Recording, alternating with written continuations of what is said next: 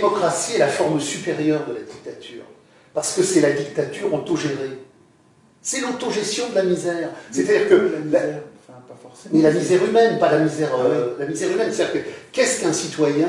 C'est une épave circulatoire de la valeur d'échange. Qu'est-ce que la démocratie? C'est la mise en forme de la circulation des épaves circulatoires de l'aliénation marchande. Donc, trop de mots qui méritent d'être discutés. Enfin, mais le problème, c'est que c'est pas nous, en 2017, qui parlons de ça. Tout le mouvement ouvrier radical qui, à partir de la première internationale, relie Marx à Rosa Luxembourg, et après à tous les groupes radicaux, Pankow, Gorter, Bordiga, et qui renvoie surtout à toutes les luttes de classe qui ont eu lieu au XXe siècle. Toutes les luttes de classe qui ont eu lieu au XXe siècle ont eu lieu sur à bas la politique, à bas l'économie. Nous ne voulons pas autogérer la merde marchande, nous voulons l'abolir. Donc notre problème, nous ne sommes pas dépossédés et aliénés parce que les sphères de décision nous échappent. On s'en branle qu'elles nous échappent. Si elles nous appartenaient, il faudrait qu'on gère la merde. On ne veut pas gérer la merde, on veut l'abolir. Donc si on nous donne le pouvoir de constituer nous-mêmes des assemblées pour gérer cette merde, mais on s'en fout. Pendant des siècles, j'ai des communautés organiques qui vivent structurées sur le génos. Il n'y a pas de travail, il n'y a pas de politique, il n'y a pas d'économie, il n'y a pas de religion, il n'y a pas de séparation. J'ai des communautés organiques qui produisent reproduire le groupe. Et au fur et à mesure que la révolution néolithique va mettre en mouvement le problème des stockages, le problème du troc, tout le problème de l'échange, je vais avoir une dissolution de ces communautés et je vais aboutir à l'époque de Solon et de Clisthène à une gigantesque révolution domesticatoire qui va faire naître le DEM. Le DEM, révolution domesticatoire. Elle est domesticatoire parce que le DEM, qui va donc donner naissance au démos, n'est pas neutre. Le peuple, qu'est-ce que c'est? Le peuple, c'est pas les gens qui vivent là. Le démos, c'est le peuple aliéné dans la valeur d'échange territoriale. Le démos, c'est ce qui résulte du DEM comme unité territoriale de la valeur d'échange dès lors que le groupe a été dépossédé de son produire, que l'argent s'est mis en mouvement et que les solidarités traditionnelles ont été détruites. Donc, quand je dis démos, je dis pas dépossédé. Parce que le démos, c'est la dépossession du génos. Les hommes du génos ne sont assujettis à aucune extériorité aliénatoire. Il n'y a pas de travail, il n'y a pas d'échange. Ils produisent. Le travail, c'est le moment où le produire nous échappe par l'échange. Quand on travaille pour quelqu'un d'autre. Dans la communauté, il n'y a pas de produire qui soit un travail, puisqu'il y a un produire pour les besoins humains. Le travail de la collectivité et des individus. Le travail, le tripalium, la torture, naît quand ce que je produisais en tant qu'individu ou ce que nous produisions en tant que groupe nous échappe dans un échange aliénatoire. Ça existe déjà à l'époque d'Athènes? Et à l'époque d'Athènes, c'est ce que montre très bien Engels, la réforme de Solon, la réforme de Clisthène, ont détruit le génos. C'est-à-dire que ces groupes structurés sur les fratries, sur les clans, sur les tribus, qui ignoraient le travail, qui ignoraient l'argent, sont mis dans une situation de domestication par le démos. Le démos est une unité territoriale qui reçoit la liquidation judiciaire du génos. C'est-à-dire que tous ces groupes de solidarité première qu'on a éclatés sont réagencés dans le DEM. Donc, réagencés volontairement. Bien sûr, par la dynamique du pouvoir et de l'argent. Il y a un projet de domination. Alors, ce n'est pas un projet, il n'y a pas un complot de domination, c'est immanent au mouvement de la valeur d'échange.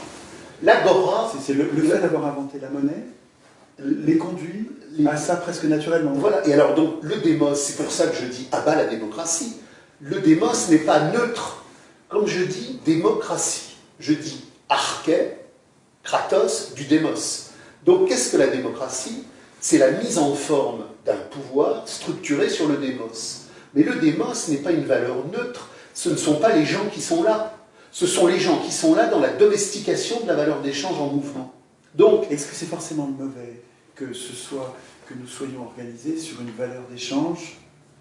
Qu'est-ce qui est mauvais dans le fait qu'on se structure différemment? Maintenant, on se sert de la valeur d'échange, on se spécialise. Alors, c'est ni forgeron, ça n'est ni mauvais, ça n'est ni mauvais ni bon. C'est qu'à un moment donné, l'homme cesse d'être le producteur conscient de son histoire et il est dépossédé par des dynamiques de domestication qui font apparaître l'État. À l'État déjà? L'État, selon Clisthène, c'est la démocratie athénienne qui va devenir cette gigantesque puissance thalassographique. C'est-à-dire que Athènes va devenir la grande puissance commerciale et maritime du bassin méditerranéen à partir justement de cette organisation par dème, c'est-à-dire la division du travail. Donc, qu'est-ce que la démocratie? C'est la dictature de la valeur d'échange en mouvement.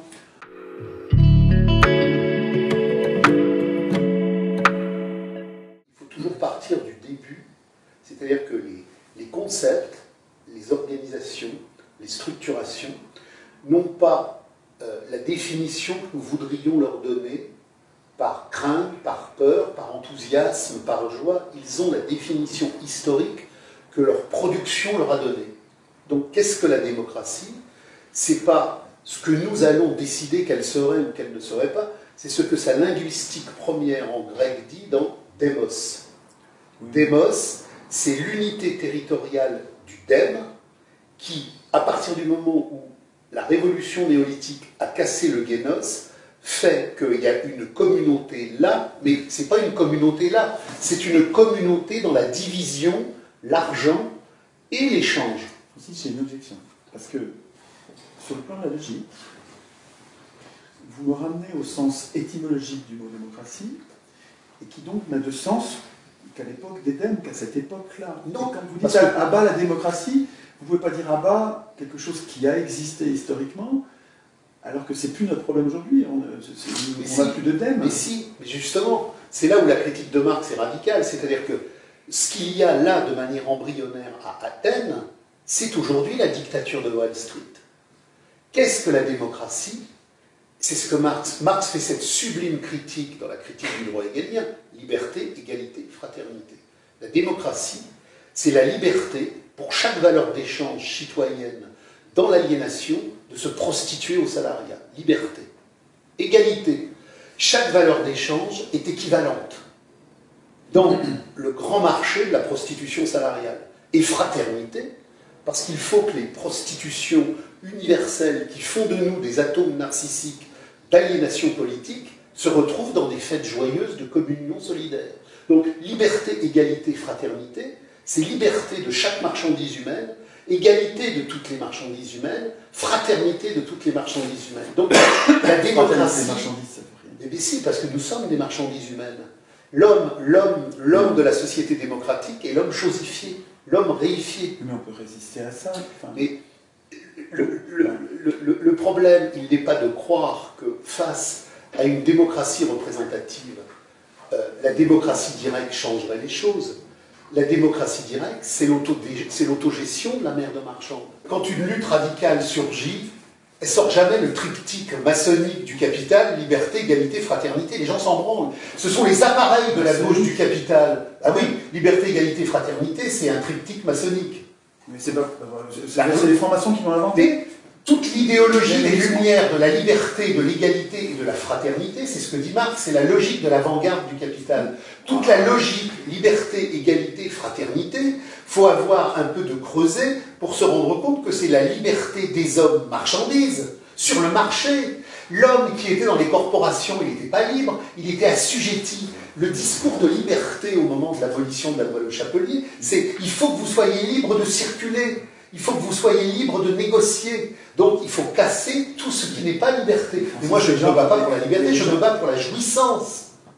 Et les hommes de demain qui s'insurgeront ne se battront pas dans des catégories capitalistes, liberté, égalité, fraternité. Le texte de Marx sur la critique de l'État hegelien, il est génial parce qu'il montre que c'est toujours la liberté du capital, c'est toujours l'égalité du capital. Et pourquoi l'égalité ?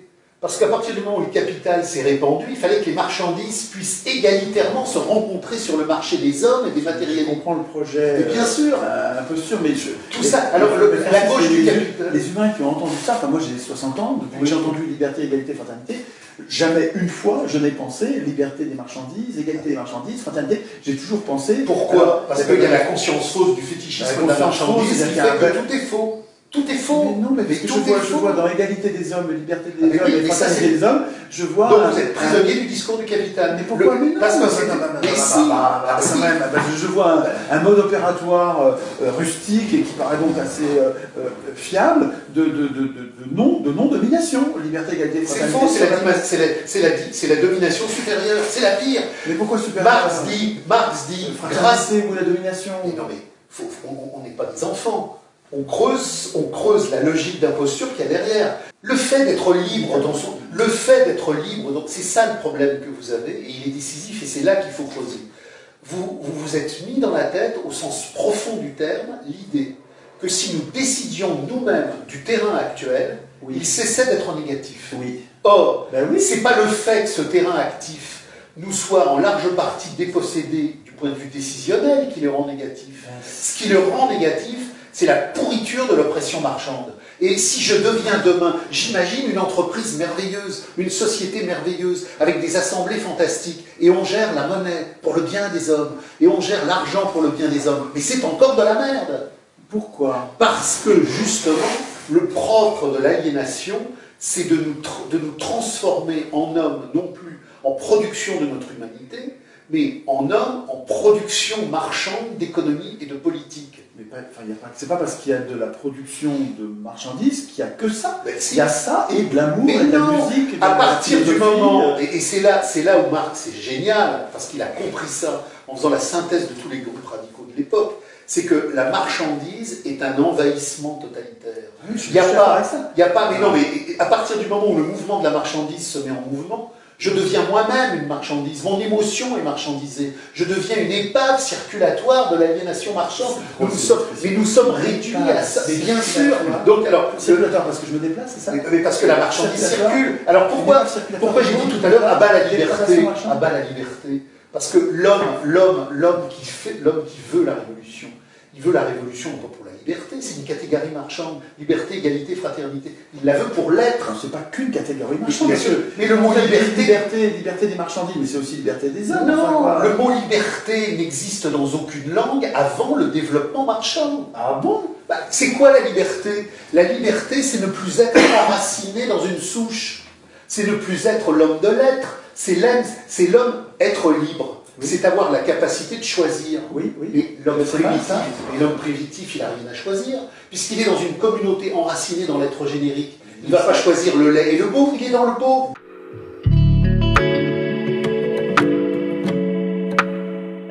Vous nous proposez comme projet d'autogérer la merde marchande dans des assemblées constitutives où nous aurons la capacité de diriger toute la merde capitaliste nous-mêmes. Je dirais ça, je peux être à la fois d'accord, mais en disant autrement, je propose, je cherche à limiter les dégâts. Et c'est vrai que ça dépend Marx par rapport à Proudhon, c'est pas bandant.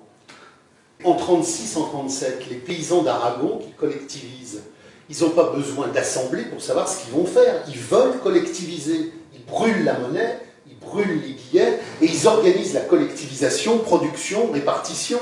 À la limite, il y a des cahiers administratifs pour savoir que le village qui est là-bas a fait ça, que le village qui est là a fait ça, mais il n'y a pas d'assemblée constitutive pour constituer quoi que ce soit. La coopérative est immanente. Est-ce que c'est pas précisément faute de constitution que ça mais non, ça a pris fin parce que le développement des forces productives du capital fait que le capital les a écrasés.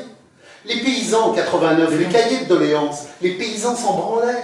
C'est tous les notables locaux qui ont été magouillés pour créer des assemblées. Les paysans, ils avaient une règle de défense. Abolition des pouvoirs que la bourgeoisie a pris, parce que la bourgeoisie avait racheté des droits seigneuriaux. Les paysans n'avaient que deux revendications. Abolition des droits féodaux, mais repris par la bourgeoisie, défense des communaux.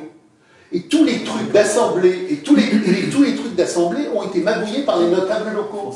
Est-ce que, j'entends ça, je suis d'accord avec ça, mais est-ce que c'est idiot de voir à ce moment-là les marchands, les bourgeois plutôt que les marchands, les bourgeois, prendre enfin, ce qui convoitait depuis longtemps, le pouvoir de créer les lois, et les paysans qui ratent le coche et qui deviennent asservis parce que c'est plus eux c'est pas eux qui écrivent les lois et qui changent de maître en fait, parce qu'avant c'était le clergé. Et les lois ne nous dérangent pas. Ceux qui écrivent les lois ne nous dérangent pas. Mais comment? Parce que ceux qui... Quand c'est les marchands, ça devient capitaliste. Ils écrivent la société à responsabilité. Ils écrivent les sociétés de séparation, les dividendes, la subordination du salariat. C'est pas parce que les bourgeois... La propriété privée, le droit à la tout ça, c'est du droit. C'est pas parce que les bourgeois écrivent le droit que la marchandise arrive. C'est parce que la marchandise arrive que les bourgeois écrivent le droit que la marchandise produit.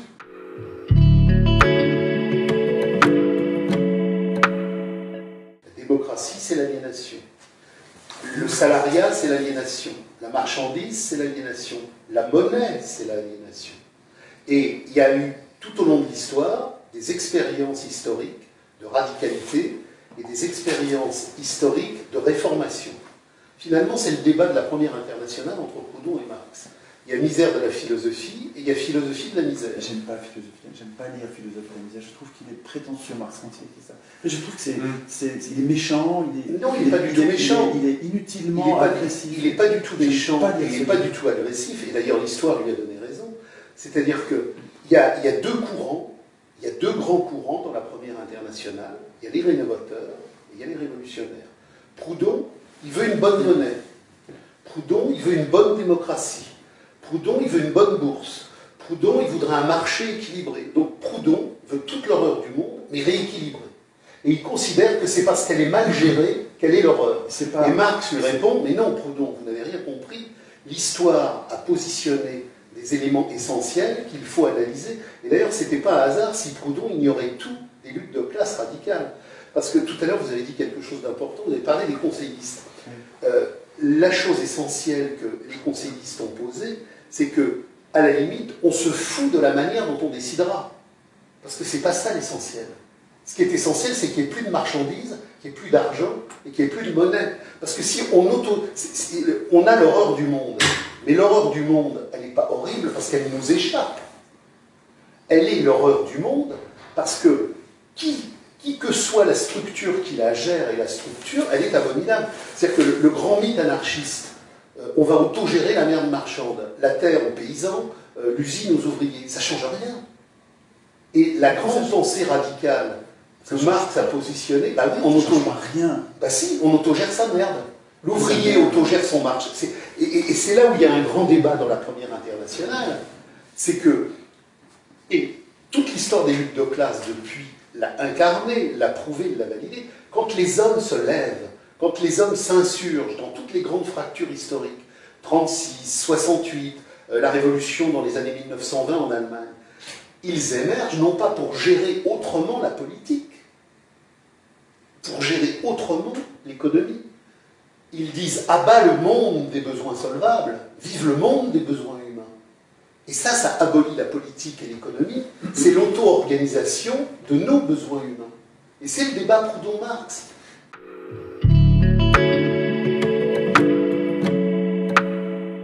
On pourrait très bien penser la monnaie. Mais non, il n'y a pas qu'un type de monnaie. Mais bien sûr que si. Mais non. La monnaie dans l'histoire, elle a toujours été ce qu'elle a été. Alors on peut imaginer d'autres monnaies différentes. Mais elles ont toutes rempli la même fonction. Mais non, il y a des monnaies. Mais non. Excusez-moi pour contredire. Il y a des monnaies que les communautés se sont appropriées et qui deviennent abondantes, Francis. Elles ne manquent pas. Mais c'est pas le sujet. C'est pas le sujet. Elles ne sont plus un outil d'aliénation. Mais non, mais bien sûr que si. Mais la monnaie n'est pas un objet neutre. C'est pas simplement un étalon de valeur ou un moyen d'échange. C'est d'abord et en amont, ce que montre Marx dans le fétichisme de la marchandise, une relation sociale aliénée. Parce qu'à partir du moment où il y a monnaie, je ne suis plus dans une relation de production pour mes besoins humains, mais je suis dans une relation de production pour un marché. S'il y a une monnaie, il y a un marché. Oui, mais bon, donc, alors, c'est là où on est. C'est là où on est dans l'utopie proudhoniste. C'est-à-dire que là, je prends une société actuelle, et la société actuelle, elle est aliénée, mais elle n'est pas aliénée parce que les gens sont méchants, parce qu'il y a des accapareurs, parce qu'il y a des voleurs, parce que les décisions sur notre existence nous sont confisquées. Tout ça, c'est l'écume des choses et on s'en fout. Le fond des choses, c'est que nos vies sont marchandisées. Et elles ne sont pas marchandisées parce qu'il y a des méchants marchands, des méchants usuriers. Elles sont marchandisées quand même. Non, elles sont. Mais non, c'est pas l'usurier qui fait l'usure, c'est l'usure qui fait l'usurier.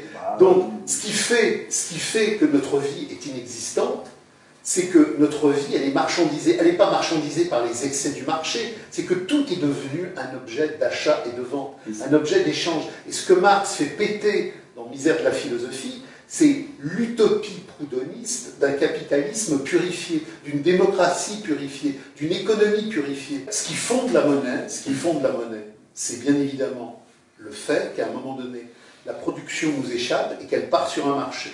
La monnaie, elle se définit comme un étalon et elle permet l'échange des marchandises à partir justement d'un niveau valeur. Oui. Qu'est-ce qui va déterminer le niveau valeur des marchandises? Ça peut être une négociation politique, ça peut être une discussion politique d'un corps social qui, au consensus, et même pas la majorité, décide que la monnaie, ça va être ça. Et donc, la monnaie, on a du chômage, alors il faut qu'on en crée, non, mais et on a de l'inflation, il faut qu'on en détruise.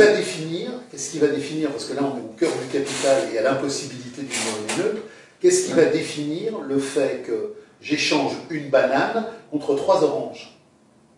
Ou 3 bananes. C'est du troc, ça. Hein. Ah non, c'est pas du troc, puisque je vais avoir une monnaie qui va porter des équivalences et qui va me permettre justement de ne pas troquer. Je ne vais pas aller au marché avec mes bananes pour changer des oranges, je vais avoir dans ma poche une monnaie spécifique. C'est toute la critique de Marx sur les bons de Proudhon. C'est toute la critique. Et Marx montre d'une manière radicale que cette monnaie neutre est impossible. Dans Misère de la philosophie. Donc, expliquez-moi quel va être l'étalon de valeur pour mes 3 oranges et mes 2 bananes. Je vais au marché, j'ai un billet. Comment je fais pour échanger les bananes, les trucs, l'heure de travail? C'est les critères du capital. Il y a un mouvement social de prolétaires radicaux qui veut construire le monde nouveau émancipé. Il est déjà dans une dynamique d'abolition de l'argent. Il va y avoir des clampins qui, en même temps, vont se dire on pourrait quand même imposer à ces gens-là une nouvelle monnaie.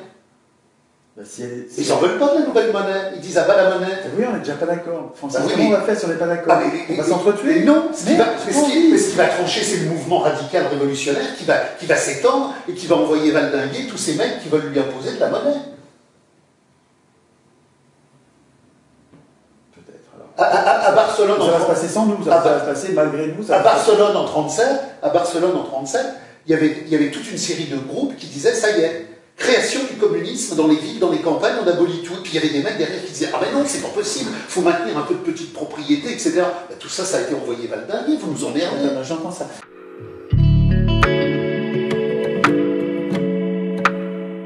J'ai l'impression que l'état de droit, je ne parle pas des dérives. C'est pas des dérives. Tout ce qui est la nature même des choses devient pour vous une dérive. C'est là où il y a un problème méthodologique. Non, pas forcément. Si. Non, il me semble. Attends, rien ne dégénère, tout produit sa véritable nature. C'est une loi de nécessité. C'est depuis les présocratiques. C'est complètement fataliste. Ah non, mais c'est pas fataliste. C'est pas fataliste. Mais enfin, je reçois un couple. Ce couple me dit ah, au début, quand on s'embrassait, c'était pas ça. Maintenant, ça a vraiment changé. Tout mon travail se fait à partir des présocratiques sur le futur préexistait au passé. Au premier baiser, si on creuse réellement la nature de votre relation, il y avait déjà la déchéance de la fin du couple. Vous ne la voyez pas. La fin est toujours contenue dans le début, mais on ne la voit pas. Bon, d'accord. C'est pareil en politique et en histoire. Maintenant que nous sommes nombreux, est-ce que ça ne nous force pas de façon, je ne sais pas si c'est immanente qu'il faut dire, à des organisations politiques différentes, avec un droit écrit qui permet de rassurer tout. Enfin, le droit écrit, c'est un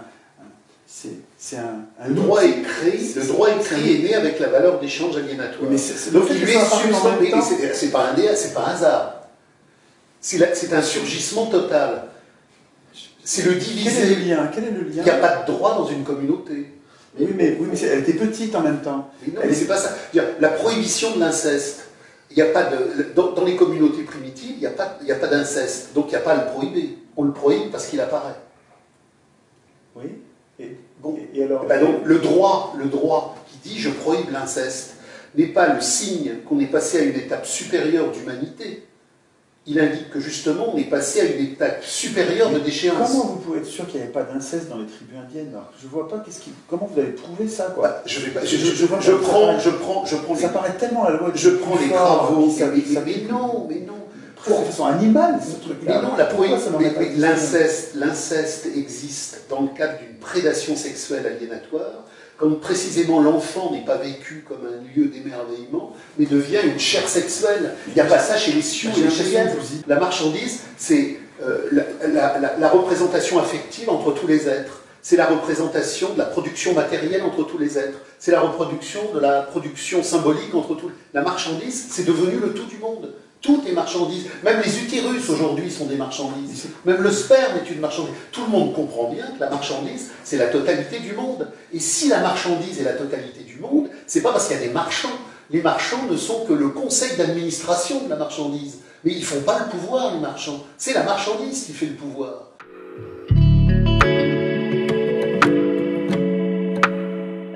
J'ai l'impression qu'à chaque fois que j'observe des crises, je trouve que les gens qui se révoltent retombent dans d'autres chaînes, et à chaque fois, c'est parce qu'on n'a pas su anticiper ces chaînes et les interdire, les empêcher. Et là, c'est là l'erreur majeure. C'est l'erreur majeure. Les crises que nous avons connues et qui font que les gens retombent dans d'autres chaînes, et qui d'ailleurs ne sont jamais d'autres chaînes, elles sont toujours pires. Elles sont toujours pires. Marx l'explique très bien, c'est parce que la révolution sociale n'est pas un agencement subjectiviste. La révolution sociale...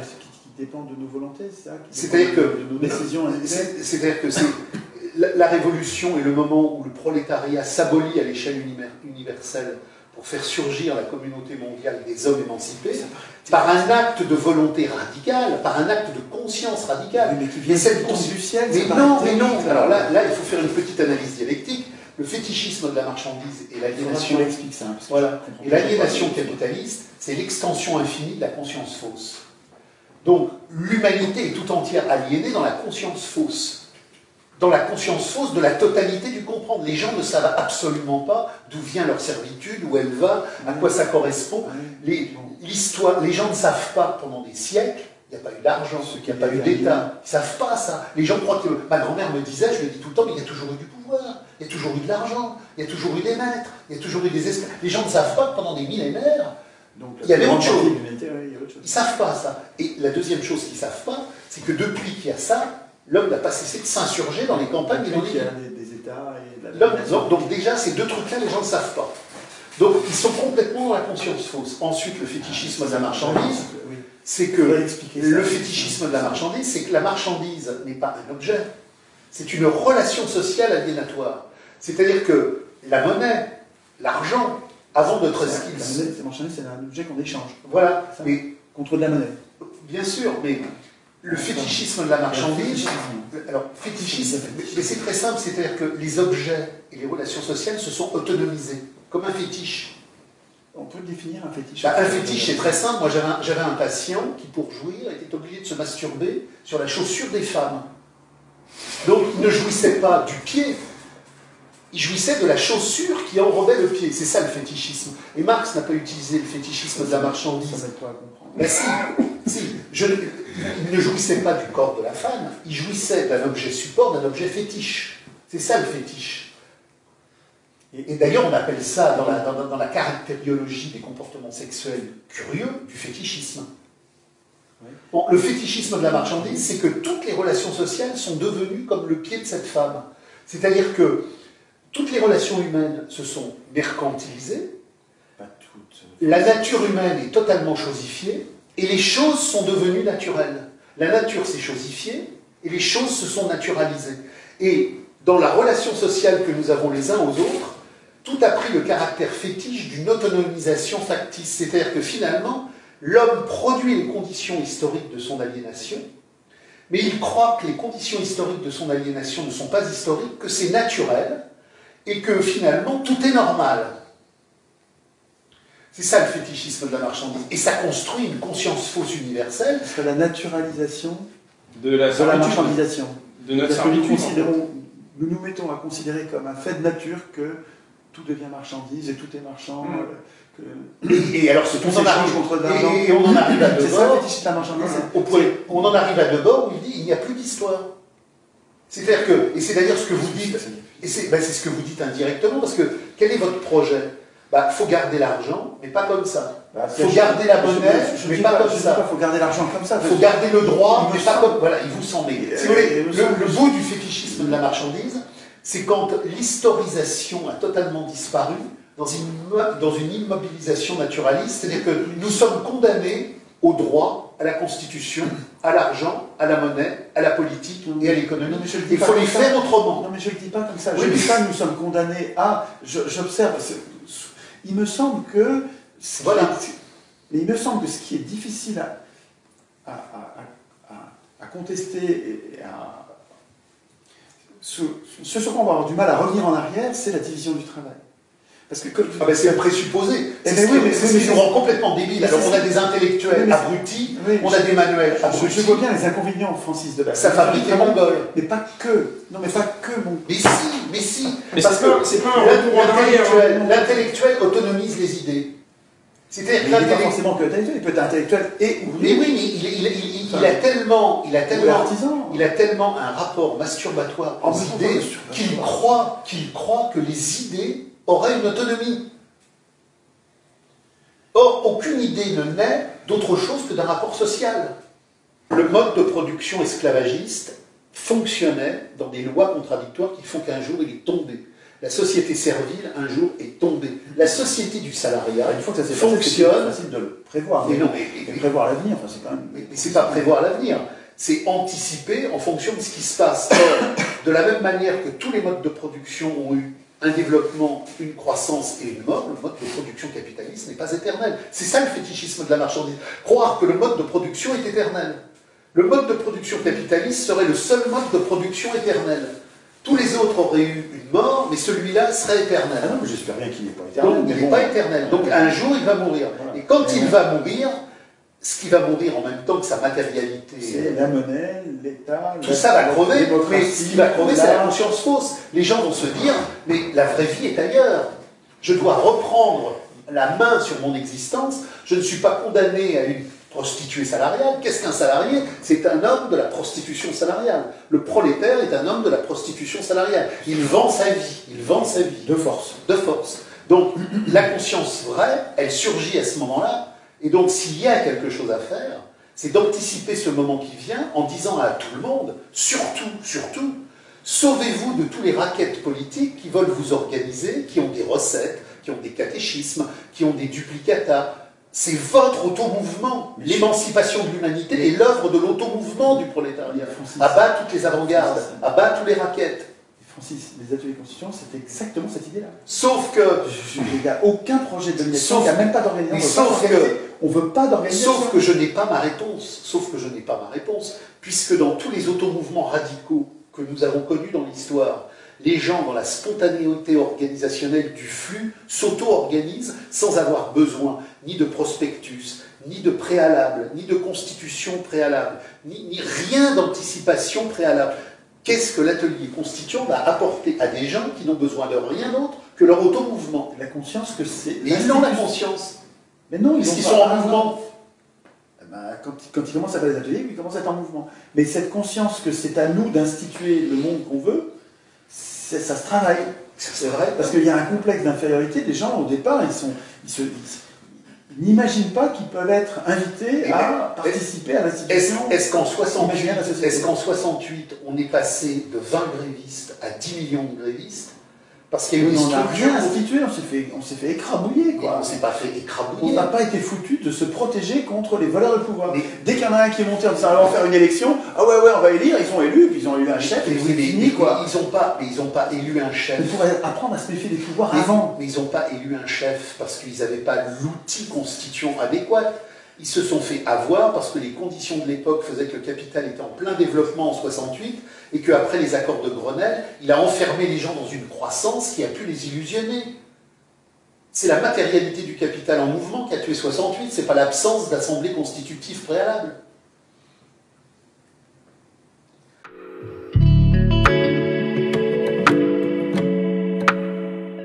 Francis, je répète une question, peut-être que vous m'avez répondu et j'ai mal écouté la réponse, mais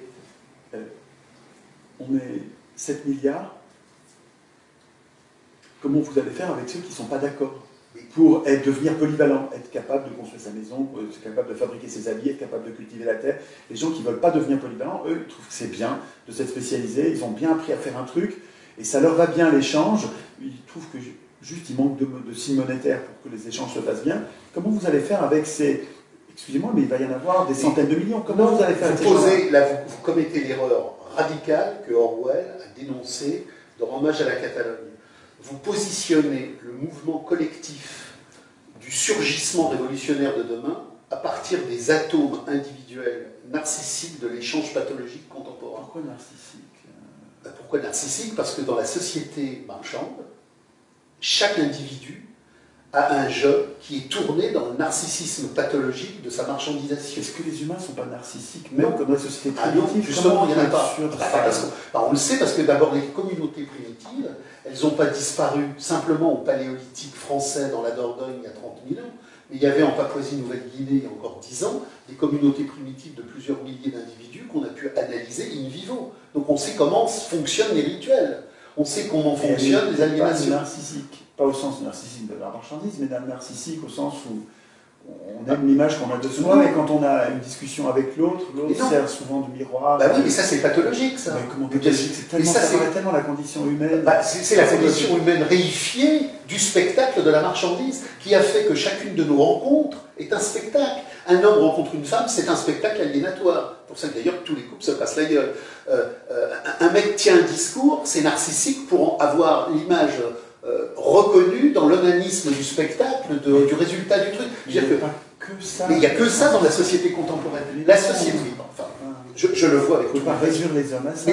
C'est le capital qui les a réduits à ça, c'est pas les hommes. C'est-à-dire que quand les dominicains et les franciscains débarquent au Québec et qui se retrouvent avec les communautés algonquines, on a plein de textes là-dessus, ils offrent des bijoux, ils offrent de l'or, ils demandent qui est le chef, et ils sont étonnés par le fait que personne ne prend les cadeaux, l'or, ils en ont rien à foutre. À partir du moment où j'étais dans la polyvalence communautaire, j'étais en synthèse de la polyvalence de mes activités et désirs. Et à partir du moment, mais c'est pas que je veux y retourner, je veux dire que j'ai vécu dans une cristallisation intellectuelle et historique. Je suis incapable de bricoler, c'est nul à chier. Alors, comment vous allez faire? Je vais justement saisir la communauté humaine émancipée comme chance de polyvalence. Je vais enfin devenir un être humain vrai, un être générique accompli. En devenant bricoleur. Mais pas en devenant bricoleur. Je prends l'exemple pour dire que... pourquoi pas? Mais non, mais si vous voulez, nous sommes des divisés. Il y a des gens qui sont rentrés dans une surmanualisation, et il y a des gens qui sont rentrés dans une surintellectualisation. Nous sommes donc déconnectés du vrai désir, de la vraie plénitude. L'être humain de demain, il retrouvera la totalité, c'est ce que dit Marx dans le texte de 1848, le matin, je m'occuperai du potager, l'après-midi, je m'occuperai des poubelles, le lendemain, je ferai du piano, le surlendemain, je ferai du parapente. Et ce sera encyclopédique, et j'aurai un savoir encyclopédique, je peux comprendre cette aspiration. Les hommes du néolithique savaient trépaner dans un groupe de chasseurs-cueilleurs. D'accord. Ils savaient trépaner.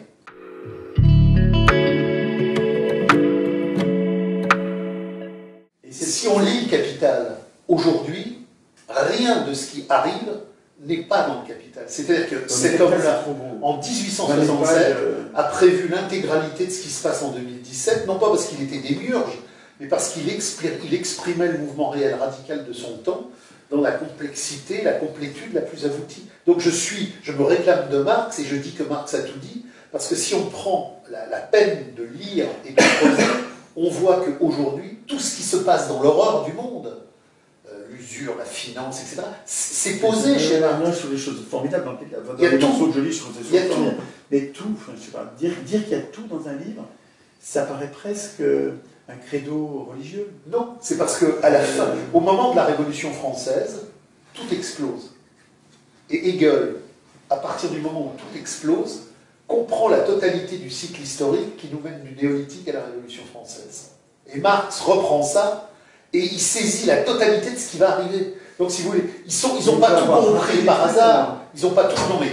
Je n'ai pas tout compris, vous vous rendez compte, ça paraît incroyablement prétentieux. Non, ils ont tout compris parce qu'entre 1844 et 1870, tout a surgi, le colonialisme, la démocratie, le parlementarisme, la crise. Donc ils ont vu toutes les implications, les grandes luttes de 1848, la Commune de Paris. Donc ils ont vécu le temps qui dessinait la totalité de notre advenir. C'est pas par démiurgie intellectuelle. Notre advenir, je vois pas qui peut prétendre. Ah bah, si vous lisez Marx Mais en totalité, en totalité, vous êtes marrant. Bah moi j'ai mis 20 ans. Bah oui, bah voilà, dans les 60, c'est mort, j'y arriverai pas. Et comme j'ai plein d'autres livres importants. Alors je dis toujours, quand on a lu Marx et qu'après on a lu Debord, il n'y a plus besoin de lire quoi que ce soit. Ah mais c'est fou ça. Parce que si, et alors au XXe siècle, mais non, mais c'est pas ça, quoi. Mais non, au XXe siècle, que de la merde. Vous me parlez de Castoriadis. Oui. Et Castoriadis a été dans un groupe qui s'appelait Socialisme ou Barbarie, qui était d'une radicalité terrible. Castoriadis est devenu un crétin universitaire. Il s'est servi de la matrice de Socialisme ou Barbarie pour la rendre atone, pour la rendre flexible. Mais j'ai pas du tout, je veux pas de vous sortir. Castoriadis était un débile qui nous a fait croire que les chars russes. Castoriadis, pendant 15 ans, a cru qu'il allait y avoir une guerre entre les États-Unis et la Russie. Et pendant 15 ans, on peut se tromper. Bah, on ne peut pas se tromper. Quand on venait de Socialisme ou Barbarie, on savait que la guerre et le repartage des marchés du point de vue des empires de haute technologie, que la Russie n'a jamais existé du point de vue de la haute technologie, que c'est un capitalisme. Envoyer les hommes dans l'espace les premiers. Pourquoi vous dites la Russie n'est pas la haute technologie? Parce que sur le marché aujourd'hui des hautes technologies et des conflictualités commerciales, la Russie, elle est nulle part. Le conflit avec Poutine, c'est parce que les États-Unis ne veulent pas que l'Europe développée investisse en Russie pour développer le capitalisme archaïque de la Russie. La Russie, elle est complètement archaïque, elle n'a pas d'exportation. C'est une usine gazière et pétrolière, mais sur le marché de la haute technologie, elle ne vend rien. Bon, vous voulez conclure là-dessus? Et la Russie a gagné la guerre en 1945 parce que par Mourmansk, elle a reçu des milliers de Sherman, de Jeeps, de canons. Quand vous voyez l'armée rouge qui montre à Berlin en 1945, ce sont des Jeeps et des Sherman. D'accord. Mais enfin, ils ont quand même développé une industrie, des technologies de pointe. Il n'y a pas de technologie de pointe. Ils ont repris la technologie.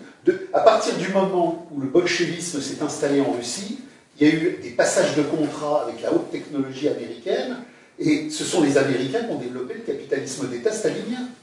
Si vous lisez Marx, si vous lisez Castoriadis, c'est de la merde. Tout le 20e, Bourdieu, c'est de la drogue, Althusser, c'est de la merde. Je veux dire que si vous lisez Marx, c'est de la merde. Si vous lisez Marx, vous allez vous rendre compte qu'effectivement tout est dit. Et si un jour vous lisez un auteur, voilà, et si un jour vous lisez un auteur et que vous vous dites « Ah ça c'est bien ce qu'il dit ce mec-là », vous allez voir que Hegel et Marx l'ont déjà dit.